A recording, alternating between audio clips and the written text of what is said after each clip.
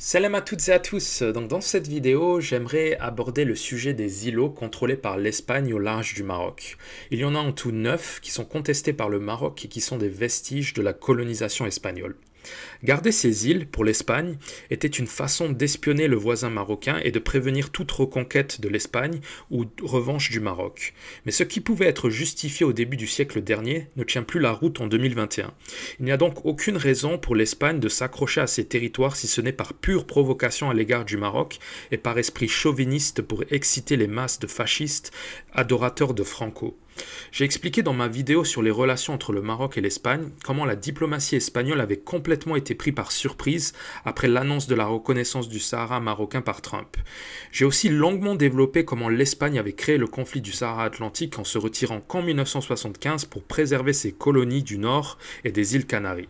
L'Espagne voulait encercler le Maroc pour le neutraliser, donc je comprends que le royaume ait été contraint par l'histoire de ne pas officiellement réclamer ses enclaves en préférant se concentrer sur son Sahara. Et la traîtrise perfide du voisin algérien n'a pas aidé le Maroc à faire entendre sa voix. Donc le Maroc s'est fait broyer la main dans un bras de fer dont il n'avait aucune chance de gagner. Tout a bien évidemment changé avec la reconnaissance historique des États-Unis de la marocanité du Sahara.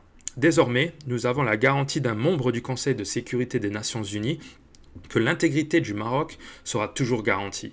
La diplomatie marocaine se voit donc pousser des ailes. Les provinces du Sud, grâce à cette reconnaissance, vont connaître un développement économique sans précédent qui va créer des milliers d'emplois dans la région pour les locaux, mais aussi pour les Marocains du Nord qui voudraient travailler dans les provinces du Sud. Le commerce avec la CEDEAO va aussi exploser grâce à la voie express Tiznit-Dakhla, mais aussi grâce au grand port de Dakhla.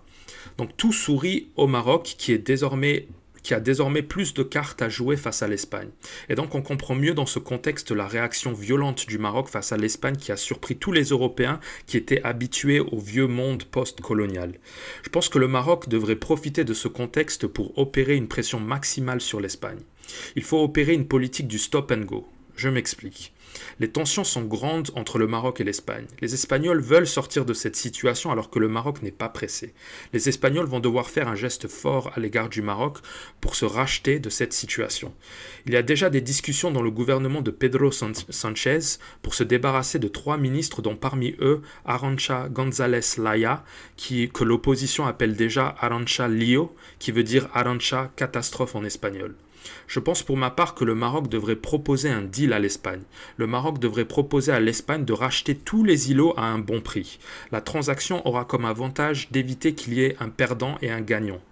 Le gouvernement de Pedro Sánchez sait que si il donnait des îles sans aucune contrepartie, ça serait vu comme une soumission au Maroc dans un pays qui est viscéralement raciste à l'égard des Maghrébins. L'Espagne pourra toujours demander un retour des îles en échange de la reconnaissance officielle de Ceuta et Melilla comme ville espagnole. Mais le Maroc pourra toujours refuser et menacer de ne plus retenir les migrants et arrêter d'échanger des renseignements antiterroristes avec l'Espagne. Encore une fois, le Maroc est en position de force et la transaction financière est le seul moyen pour qu'aucune des deux parties ne perde la face. L'offre devra être médiatisée. Si les Espagnols refusent, ça montrera au monde entier comment l'Espagne s'accroche à des cailloux par pur ego colonialiste. Le Maroc pourra promouvoir cet aspect de l'Espagne dans le continent africain pour dénigrer le pays. Et je pense que l'Europe et au premier lieu la France feront pression sur l'Espagne pour accepter ce deal. Cette crise a mis en lumière le problème de ces deux enclaves. Beaucoup de journaux se sont étonnés de ces possessions espagnoles. Je pense que Nasser Bourita aurait dû clairement dire dans ses nombreuses interviews télévisées que le Maroc considérait ces villes comme des colonies. Bourita a bizarrement évité le sujet. D'ailleurs, il n'y a pas de douane du côté marocain, car en droit international, ça voudrait dire que le Maroc reconnaît officiellement une frontière. C'est d'ailleurs l'une des raisons de l'appauvrissement de la région à cause de l'inondation des produits espagnols qui ne sont pas taxés. Mais c'est de l'histoire ancienne, il y a désormais un blocus dans les deux villes depuis 2019. Voilà, dites-moi ce que vous pensez de cette solution. Si l'Espagne accepte, il y aura un retour à la normale jusqu'au prochain gouvernement espagnol. C'est ça le concept du stop and go. À bientôt!